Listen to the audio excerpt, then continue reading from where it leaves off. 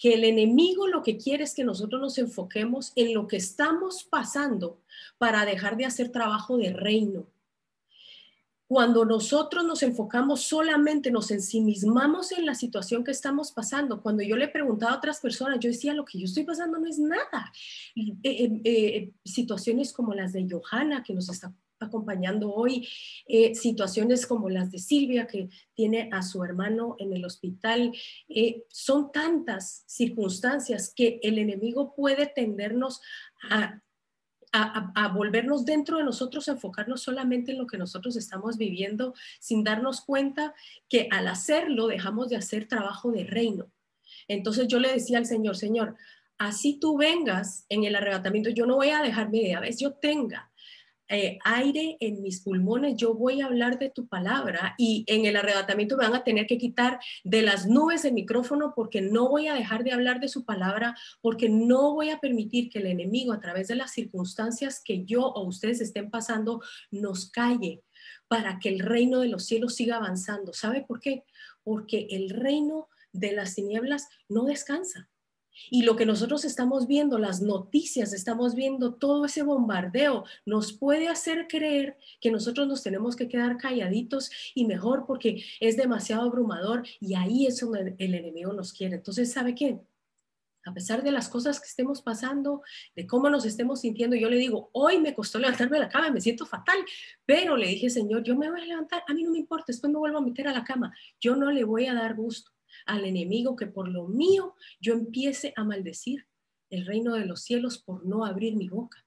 Simplemente tenemos que abrirnos la boca, ser aguerridos y decir, no, no, yo tengo un Dios que todo lo puede, tengo un Dios sanador, a él el COVID no lo agarró por sorpresa, él dice, todo te voy a sanar, eso incluye el COVID, lo que sea hecho por el hombre, no sea hecho por el hombre. Entonces yo los motivo hoy, lo que vamos a ver con el cierre de Babilonia está espectacular, porque nos da una esperanza de que no somos de este mundo, de que nosotros somos más allá de lo que nosotros vemos y oímos, porque nosotros vivimos por fe y no por vista.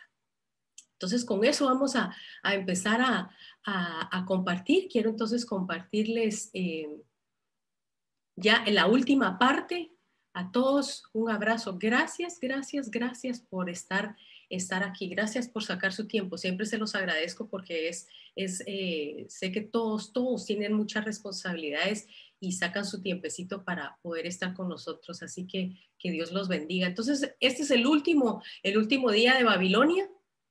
Le puse señales, marcas y sellos porque vamos a ver que hemos hablado de las señales, hemos hablado de los sellos, y también hemos hablado de las marcas de los últimos tiempos, ¿verdad? Más que todo la marca de la bestia, pero nunca nos hemos dado cuenta que hay otras marcas que identifican al pueblo de Dios, y sobre eso entonces vamos a hablar. El día cuarto, si nosotros nos vamos a la creación, se creó el sol en el día cuarto de la creación. Y él dijo, van a ser para señales. Voy a ponerlos en el cielo para señales, para indicaciones.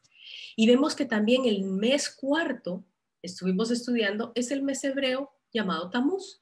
Y vimos que Tamuz es el dios del sol. En Babilonia era llamado el dios del sol. Inició justo el 11 de junio. Hoy es 13 de Tamuz y estamos a la mitad de este mes. Y vaya si no hemos tenido cambios en el mover político, algo bastante fuerte hemos tenido, porque Tamuz es un movimiento político. Vimos que también, yo creo que por ahí, si pueden dejar entrar a Claudita, gracias, que los edificadores de Babilonia fueron Nimrod y Semiramis. Ellos fueron los que edificaron la Torre de Babel.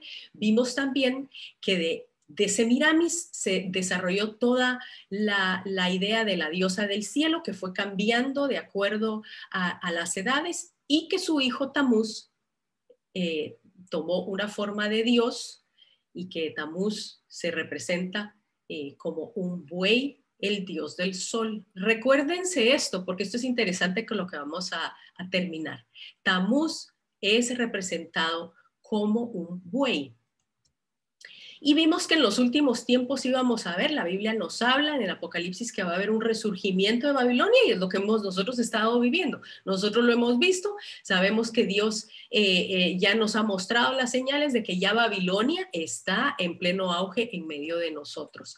Y vimos también los paralelos que había entre la Babilonia del Antiguo Testamento y la Babilonia ahora que nosotros estamos viviendo, y los paralelos son casi iguales. Vimos también la semana pasada acerca de alianzas humanas, las alianzas que se están haciendo a través de diferentes gobiernos, de diferentes potencias, de diferentes reinos, que era lo que nos hablaba la palabra también, que eso hacía Babilonia.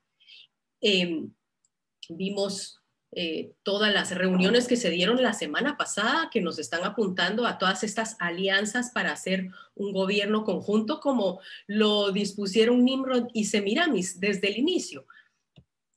Pero también hay algo lindo, porque en medio de las cosas que estamos viendo, que creemos, como decía Noria, que todo es fatal y todo son malas noticias, también hay gente que tiene abiertos sus sentidos. Hay este foro que inicia mañana. Y yo la verdad es que no he visto quiénes son los exponentes, pero sí es gente que está hablando a favor de las cosas que se están diciendo que no son verdaderas, a favor de la libertad, a favor en contra de todas esas medidas draconianas en las que nos tienen ahorita. Yo creo que va a estar bastante interesante. Yo lo invito a que usted, si quiere, se inscriba. Ahí está la página freedomforum.org.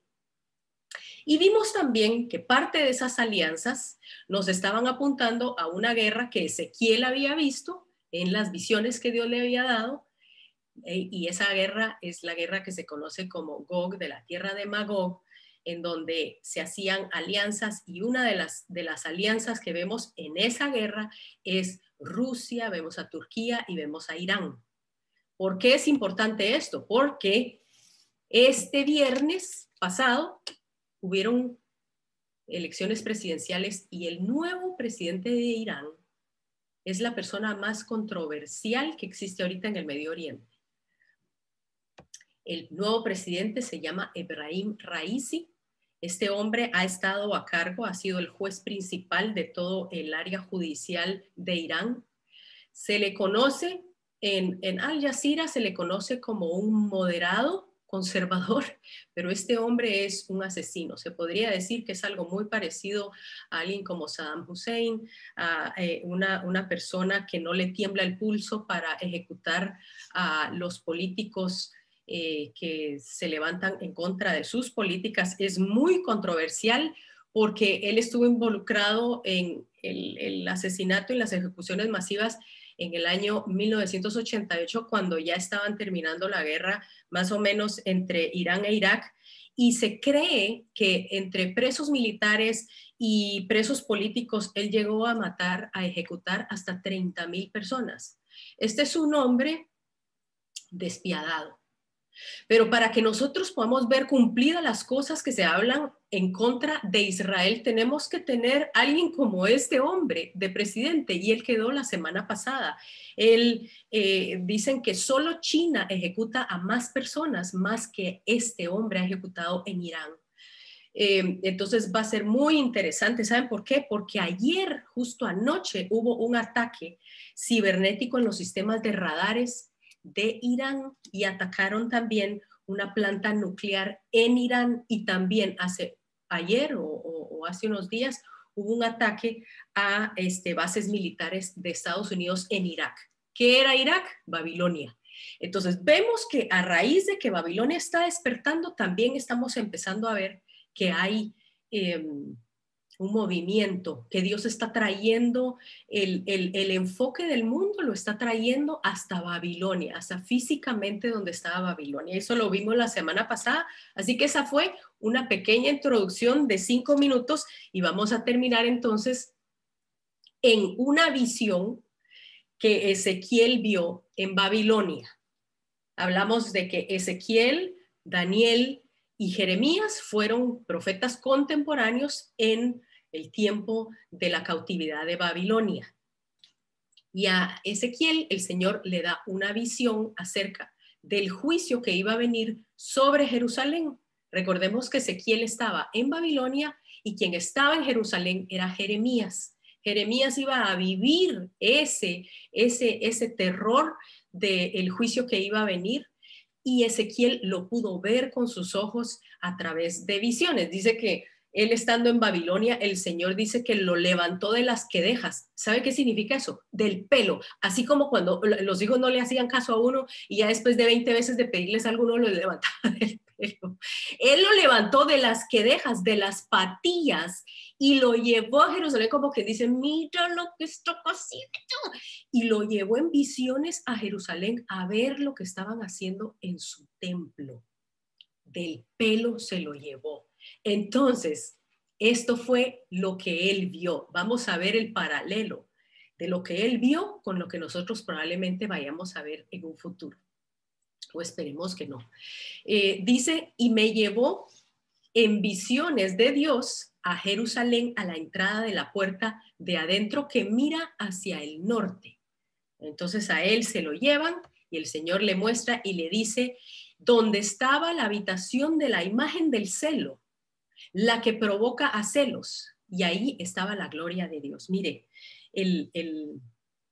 la situación aquí era que muchos dicen que la estatua del celo, la imagen del celo, pudo haber sido Ishtar, pudo haber sido Isis, pudo haber sido Astarte, que fueron los cambios de esa ideología de Semiramis, o pudo haber sido Tamuz, representado en Moloch o en Baal.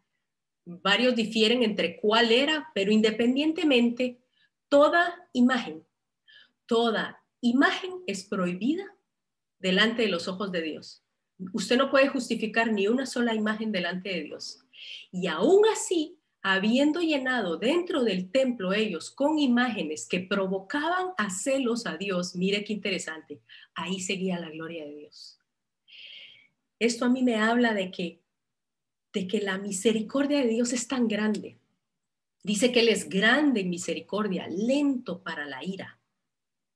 Cuando nosotros nos damos cuenta que en medio de los errores, y a veces son horrores, de lo que nosotros hacemos, que va en contra de lo que dice su palabra, la gloria de Dios todavía se manifiesta en nosotros.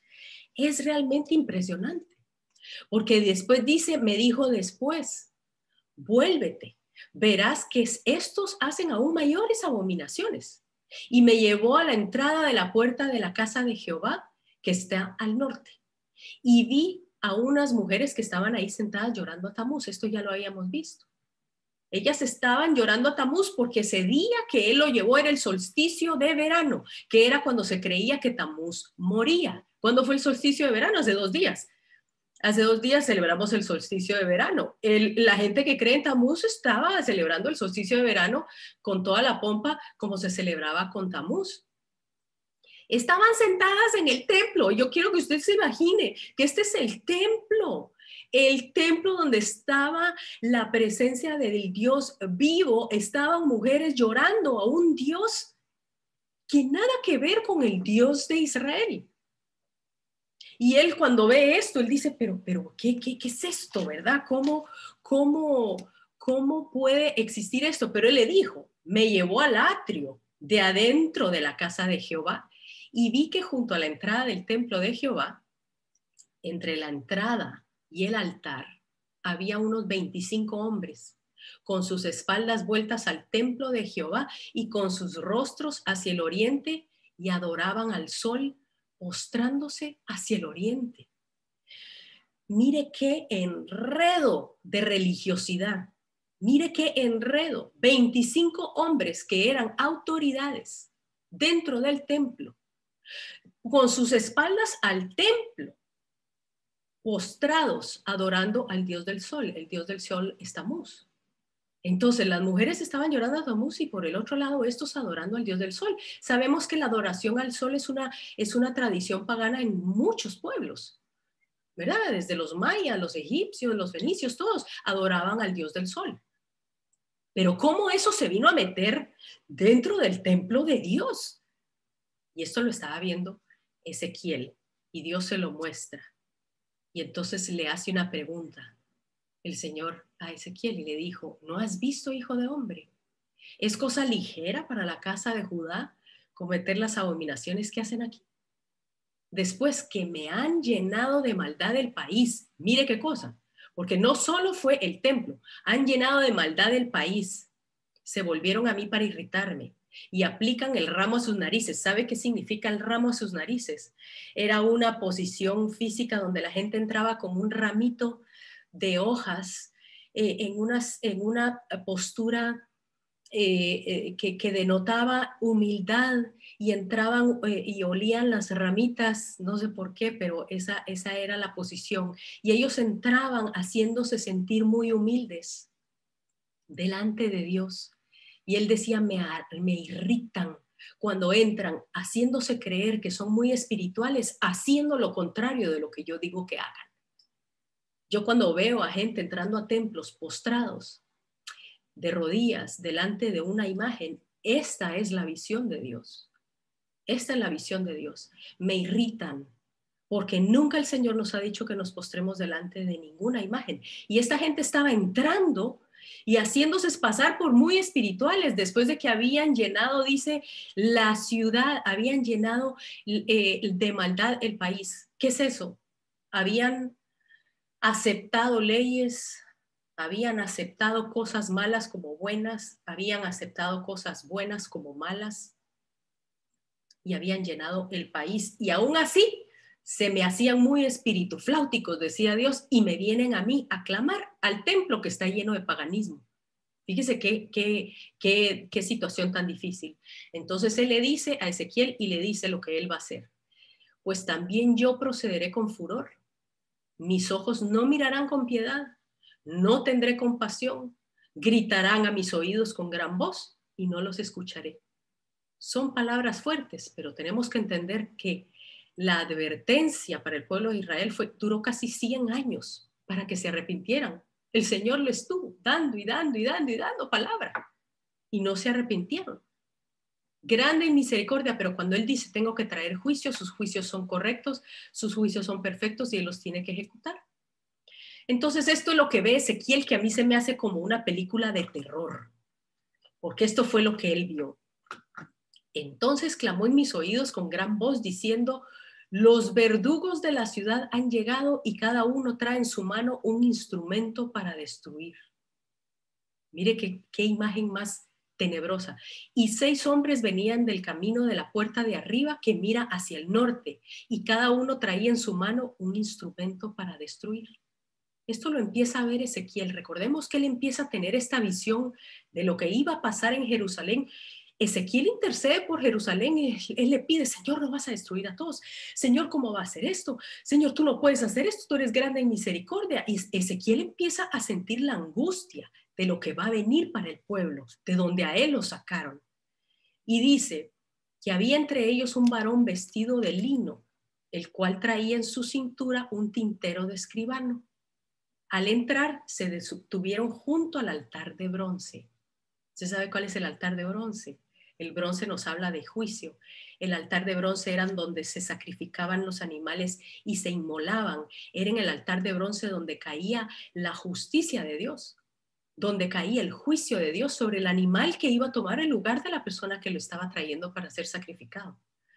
Por eso es que Jesús dice, Él fue nuestro cordero inmolado, porque sobre Él cayó en el altar de bronce todo el juicio que nos pertenecía a nosotros recibir. Y entonces dice que ellos se detuvieron junto al altar de bronce.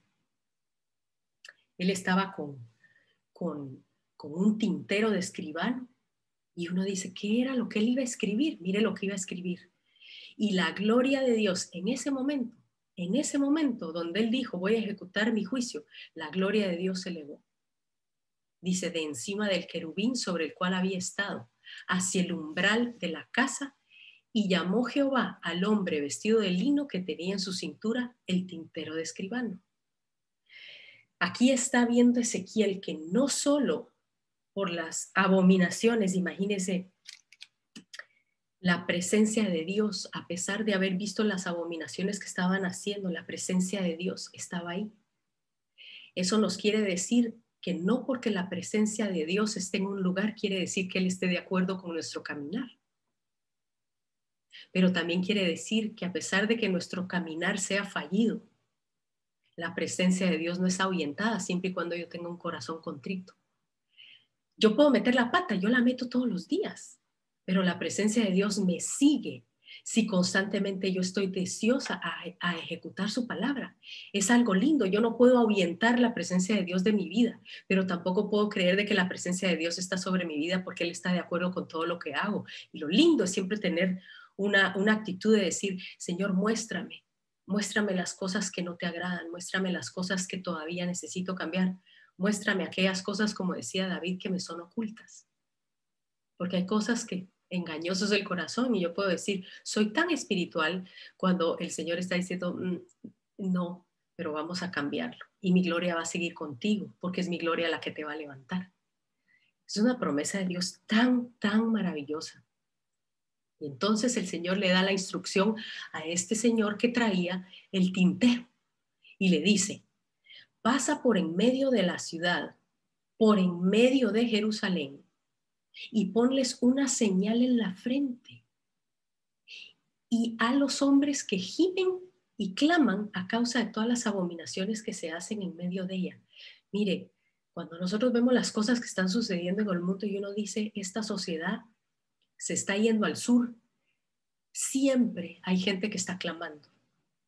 Siempre hay gente que está clamando para que las cosas que se están dando no se den. Siempre hay gente que levanta su voz, siempre hay gente que está orando, siempre hay gente que está intercediendo. Nunca hay que creer de que toda la sociedad se está yendo por un caño. No, siempre hay gente que continúa fiel, que sigue clamando por las cosas que se están dando, que son incorrectas, que siguen clamando por la familia, que siguen clamando por el derecho de la vida, que siguen clamando por el derecho de hablar la verdad.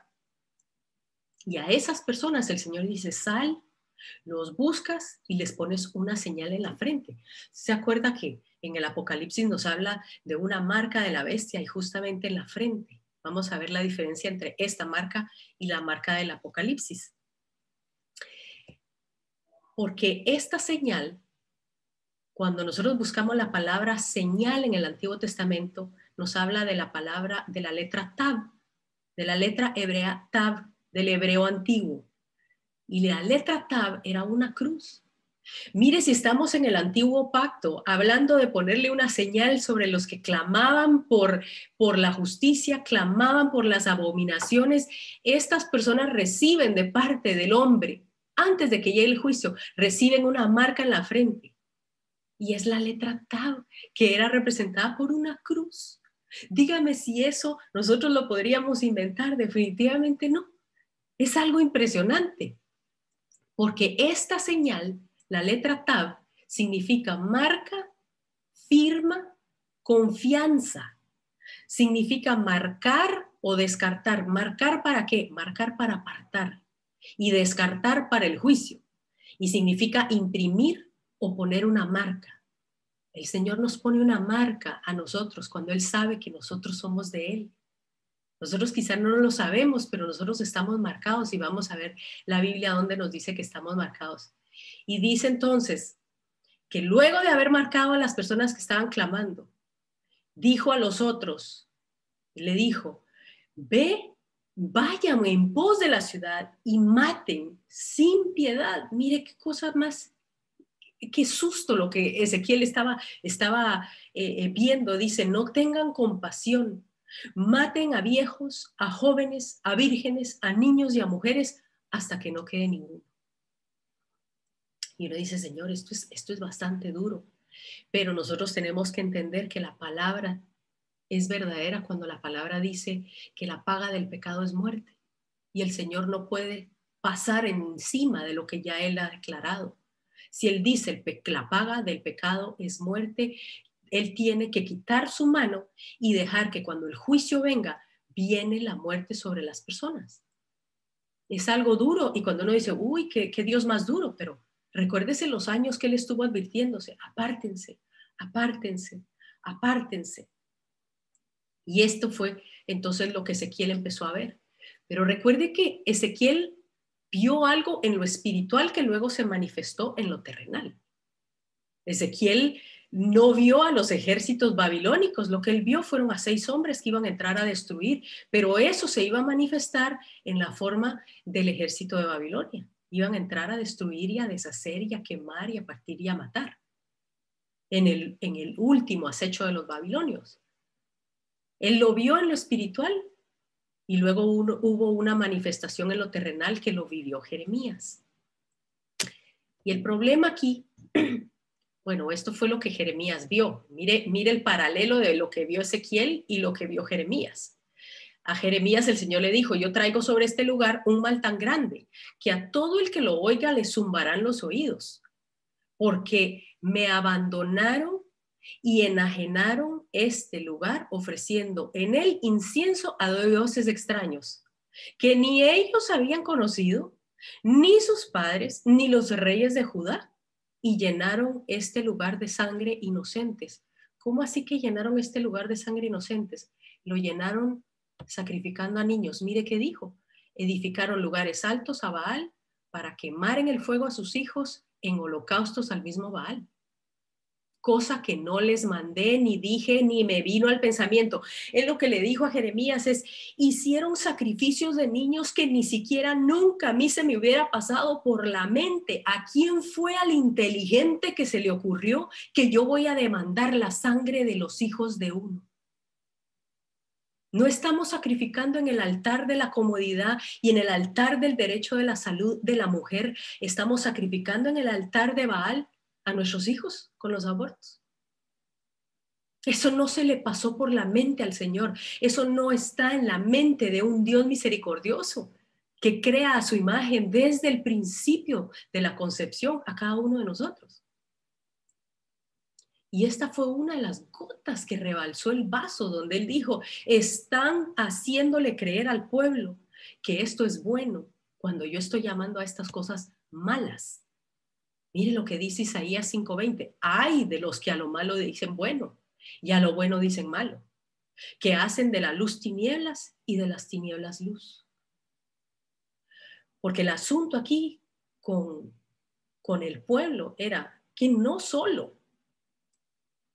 habían empezado a llamar a lo malo bueno, sino también aquellos que hablaban lo bueno los empezaron a llamar malos y empezó la persecución en contra de aquellas personas que hablaban en nombre de Dios. Y les decían, ustedes no tienen el lenguaje inclusivo, ustedes son homofóbicos, ustedes son racistas, ustedes son esto, ustedes lo que quieren es que desfallezcamos, ustedes no nos traen vibras positivas, ustedes no nos mandan buena energía.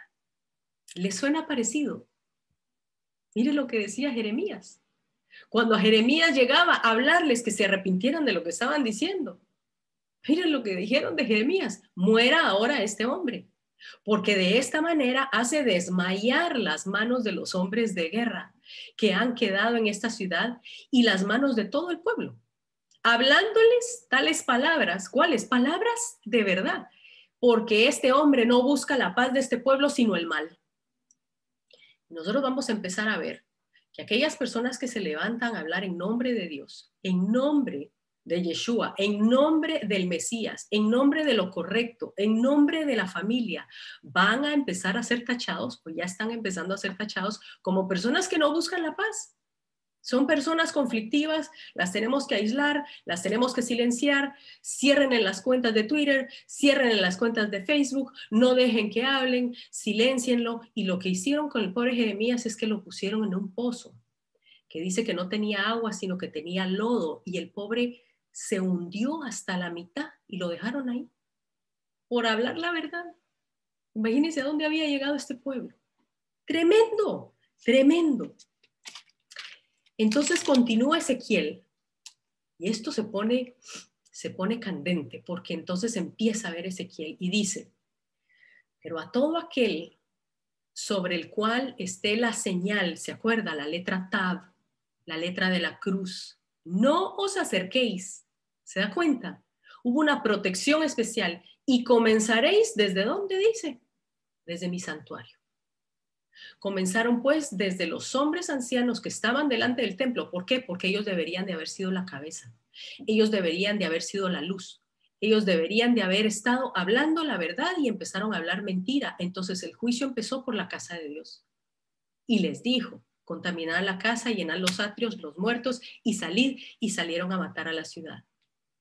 Yo solo me puedo imaginar la angustia de Ezequiel viendo todo esto que estaba sucediendo, pero él dijo, comenzaréis por mi santuario. Usted sabe que en Apocalipsis, la primera que va a caer va a ser Babilonia, porque Babilonia es un consejo de gente espiritual que va a engañar al pueblo para ser parte de todo este sistema babilónico de la bestia.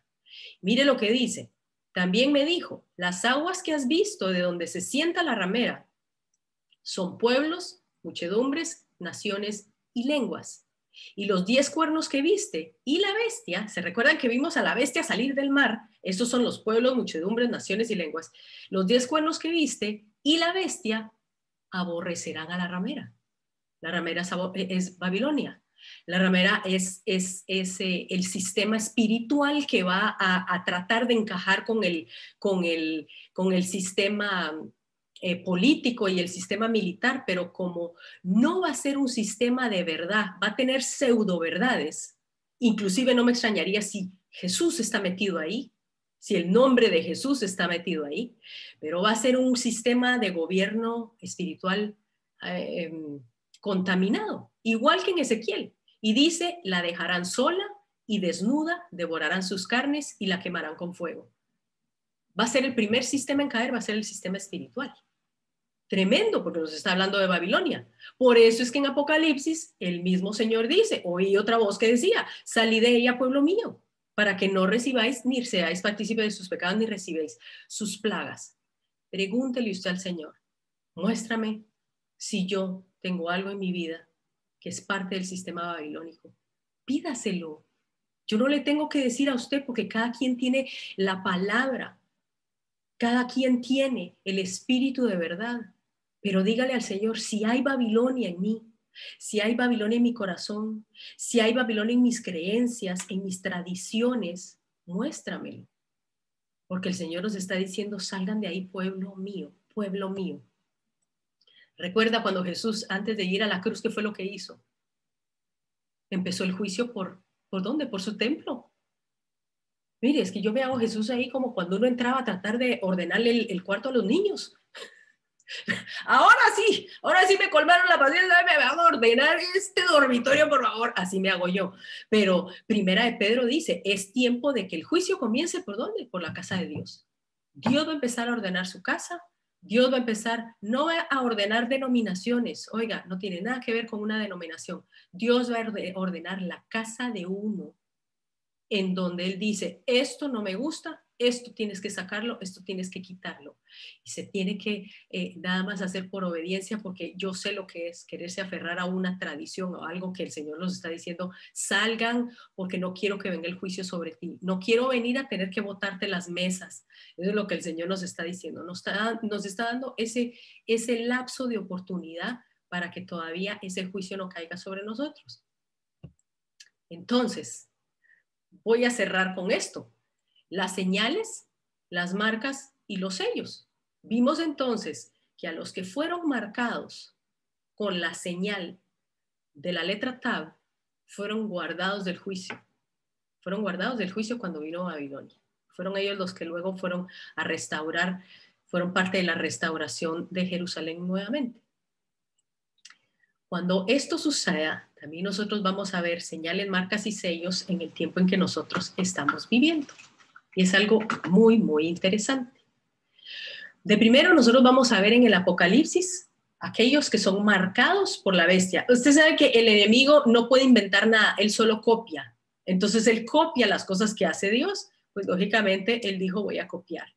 Dice que hacía que todos, pequeños y grandes, ricos y pobres, libres y esclavos, se les pusiera una marca en la mano derecha o en la frente, y que ninguno pudiera comprar ni vender, sino que el que tuviera la marca, son 3 marcas, mire, son 3 cosas, la marca o el nombre de la bestia o el número de su nombre. Entonces, Esto es un sistema económico que va a venir a implementarse en el momento en que yo personalmente creo la iglesia ya no va a estar aquí. Y va a ser un sistema de gobierno financiero para que todos entremos en el mismo, en el mismo mover económico que va a estar liderado por la bestia.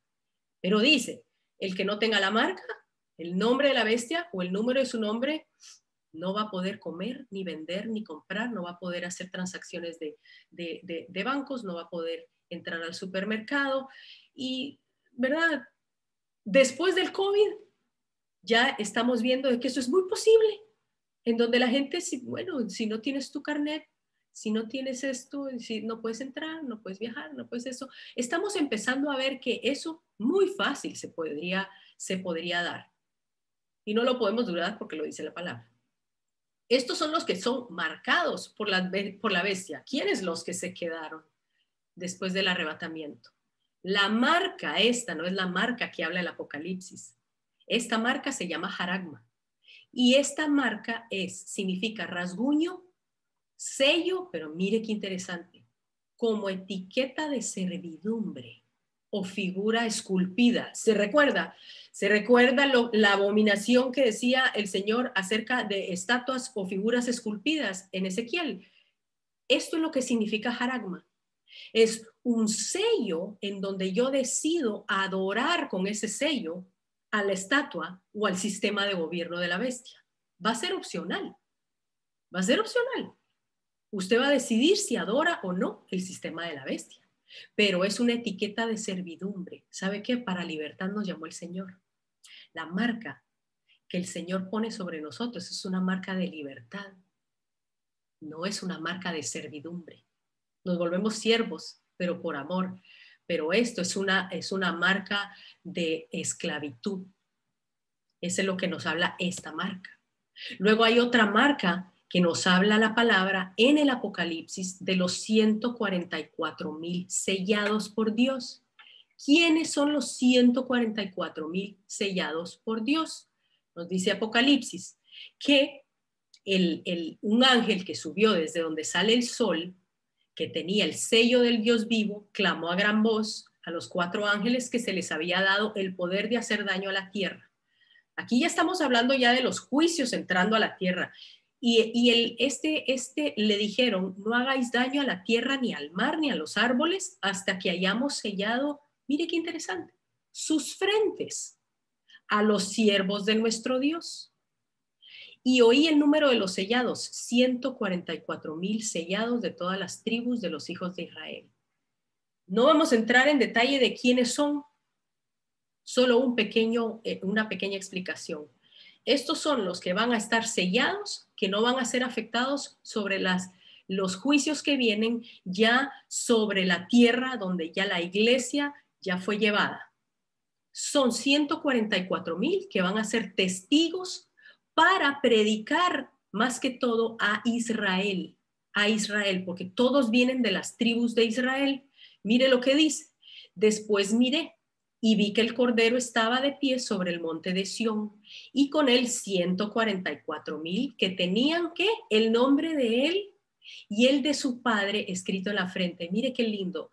La bestia marca con su nombre, pero para esclavitud. Pero él dice que el nombre de él, del Cordero, y el nombre de su padre, los 144,000 lo tienen en la frente. Y dice, y son los que siguen al Cordero por donde quiera que va, y estos fueron redimidos de entre los hombres como primicias para Dios y para el Cordero. Es un grupo de personas que se han santificado, son personas que van a estar clamando por la salvación de Israel en el tiempo del Apocalipsis. Y la marca es diferente a la marca de la bestia, porque los 144,000, la señal o la palabra es sfragizo, que es estampar con anillo o marca privada para seguridad o preservación. Mire qué lindo, pero para atestiguar, impedir o señalar. Ellos van a ser guardados, van a ser preservados, van a estar seguros, pero van a estar atestiguando acerca del Cordero, van a estar atestiguando acerca del Mesías. Y dice que también viene esta palabra que es anillo, como cercando o protegiendo de malversación. Es una marca de algo privado o genuino. El Señor va a poner su sello sobre ellos, como diciendo, ellos me pertenecen. A ellos me los guardan, a ellos no les va a pasar nada. Ellos van a testiguar acerca de mi nombre y ellos van a hacer algo genuino, no malversado como la marca de la bestia. Luego vamos a ver también en el Apocalipsis, nos quedan 2 marcas nada más, los que no se dejaron marcar por la bestia. ¿Cómo así? Están los que están marcados por Dios, están los marcados por la bestia, pero va a haber un grupo que va a haber escuchado la palabra de Dios, o que va a haber esto, o que va a escuchar a los 144,000, que no se van a dejar marcar por la bestia. Tristemente, esta gente se quedó para la gran tribulación, pero aún en la gran tribulación hay una oportunidad de arrepentimiento. La oportunidad de arrepentimiento es que ellos no se dejen marcar por la marca de la bestia. Dice Apocalipsis 20. Luego vi tronos y se sentaron sobre ellos los que recibieron facultad de juzgar. Y vi almas de los decapitados por causa del testimonio de Jesús y por la palabra de Dios. O sea, ellos fueron decapitados porque escucharon el testimonio y escucharon la palabra de Dios, y los que no habían adorado a la bestia ni a su imagen, ni recibieron su marca en sus frentes y en sus manos, y vivieron y reinaron con Cristo 1000 años. Esto es una oportunidad que Dios siempre da oportunidades, pero yo no quisiera tener esta oportunidad para llegar al Señor, porque van a ser tiempos muy, muy difíciles. Si estamos viendo ya almas de gente decapitada por creer en Jesucristo, créame, no es el tiempo en el que estamos viviendo usted y yo. Va a ser un tiempo bastante, bastante difícil. Y luego vemos la última señal, que es la señal para salvación, que es una señal para apartar del juicio. Se recuerdan, Ezequiel, pero a todo el que tenga esta señal no se le acerquen antes de que llegara el juicio. Esa señal es la que tenemos usted y yo. Esa señal es la que nosotros hemos recibido a través del Espíritu Santo. Mire qué lindo lo que dice Efesios 1 y Efesios 4. En él también vosotros, habiendo oído la palabra ¿de qué? La palabra de verdad, el evangelio de vuestra salvación, y habiendo creído en él, fuisteis sellados con el Espíritu Santo de la promesa. Y luego dice, y no entristezcáis al Espíritu Santo de Dios, con el cual fuisteis sellados, ¿para cuándo? El día de la redención, el día en que el Señor venga por nosotros. Pero sabe, esa misma palabra, selladas y sellados, es la misma palabra que se usa cuando hablamos de los 144,000. La misma, estampados con anillo, marca privada, preservación, para testiguar, protegiéndonos de malversación, y es una marca de algo privado o genuino. Esos 144,000 que van a quedar para predicar el evangelio tienen la misma señal que tenemos usted y yo hoy. Eso es, yo cuando leo esto, yo digo, Señor, es que eres tan maravilloso. Lo hace a uno sentir como parte de verdad de un equipo de ganadores. No nos estamos sintiendo y acorralando de decir, ay, ¿qué nos va a pasar? Somos parte del equipo ganador. ¿Usted sabe lo que es eso? Somos parte del reino de los cielos. Estamos cubiertos por el reino de Dios con una señal que no se puede quitar, que nadie puede apartar. Por eso el Señor en 2 Timoteo dice, pero el fundamento de Dios está firme, teniendo este sello. Conoce el Señor a los que son suyos. El Señor lo conoce a usted, el Señor me conoce a mí. Nosotros somos suyos y tenemos el sello de Él, porque Él dice, ella es mía, Él es mío, Él es mío. ¿Por qué? Porque tienen el sello del Espíritu Santo, porque han oído y han creído y se han vuelto a mí. Qué cosa más hermosa. Entonces voy a cerrar explicándoles esto. Aquí es donde nosotros debemos entender algo tan, tan maravilloso. Porque cuando la letra Tab se puso sobre la gente a quien iba a guardar el juicio, digamos, en el tiempo de Ezequiel, el Señor en un momento dijo, Tab y Aleph. Aleph es la letra Tab y la letra Aleph son el principio y el final del calendario hebreo. Cuando Jesús dijo, yo soy el alfa y la omega, él lo que dijo realmente, recuérdese que nosotros tenemos la traducción de una filosofía griega en el Nuevo Testamento, pero cuando nosotros lo analizamos a través de la filosofía hebrea, la traducción hebrea, cuando él dijo, yo soy el alfa y el omega, yo soy el principio y yo soy el fin, él estaba diciendo, yo soy Aleph y yo soy Tab. Pero Aleph, la letra Aleph es la cabeza de un buey. La cabeza de un buey, usted se recuerda, Tamuz, la cabeza de un buey. Él dijo, no, no, no, no es así. Yo soy Aleph, yo soy Tab. Pero cuando nosotros analizamos el alfa y la omega, el principio y el fin, usted se imagina, ok, él es el principio, es un Dios que inició en algún momento. O, yo soy el fin, es un Dios que tiene fin, es un Dios que no es infinito. Entonces, la misma expresión en griego no es la misma expresión en hebreo.